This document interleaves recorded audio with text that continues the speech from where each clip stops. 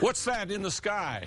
It may be a bird, it may be a plane, but it's definitely not the state jet plane.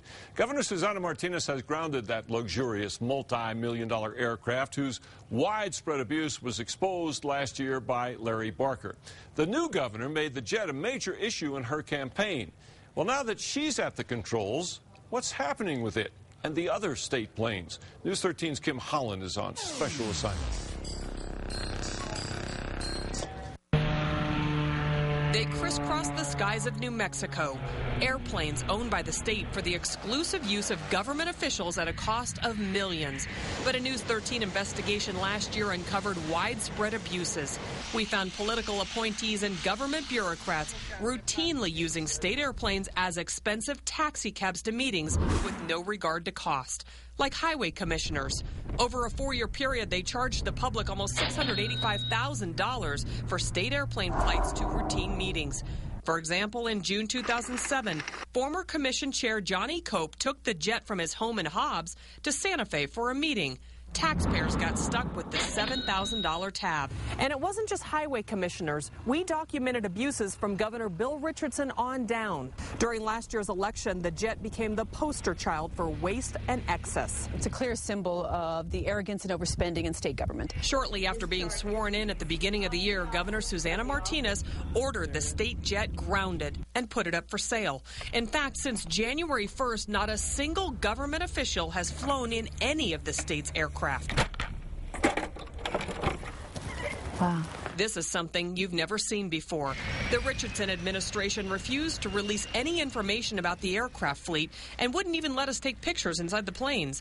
Our tour guide today, Governor Susana Martinez, in her first inspection of Air New Mexico. A nice jet, but a very expensive one. Leather seats, you have a wet bar.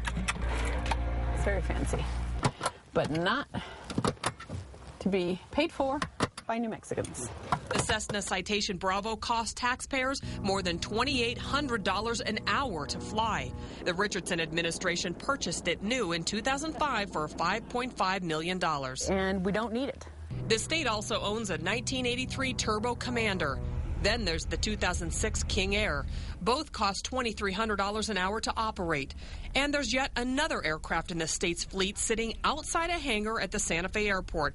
It hasn't flown in years. This 1976 King Air has so many miles on it, it's been grounded since 2007. The state hasn't been able to sell it.